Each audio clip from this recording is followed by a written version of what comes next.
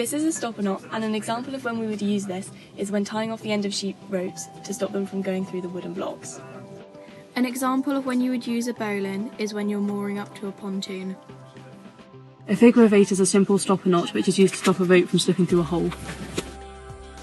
A fisherman's knot is used to tie two pieces of rope together. A reef knot is another very strong knot that can be used to tie two pieces of rope together.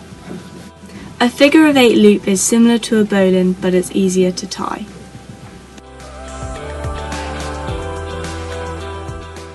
We were all involved in the pilotage and planning of our 4-day expedition.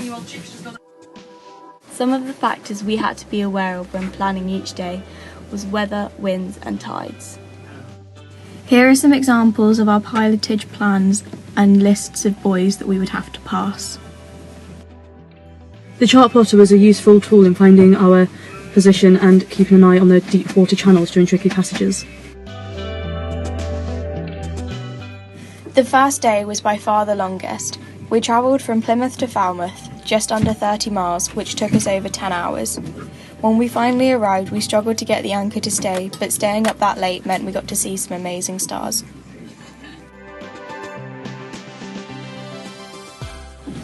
On the second day, we had to sail up and down the river and encounter some obstacles such as other boats. We learned about the challenges involved in cooking whilst at sea, as a simple dish of fish fingers and chips took over 2 hours to cook.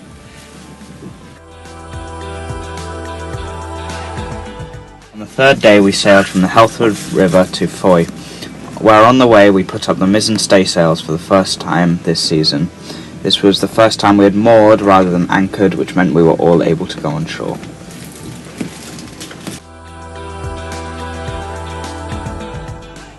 On our final day we woke up slightly earlier, which enabled us to get into the unfamiliar marina in good time. This was the first day that the weather wasn't very nice, and the people looking out on the bow of the boat got rather wet. We learnt the importance of making sure everyone in the crew was okay, and that we don't leave someone doing the same job for too long. The highlight of the day was definitely seeing the dolphins swim alongside us.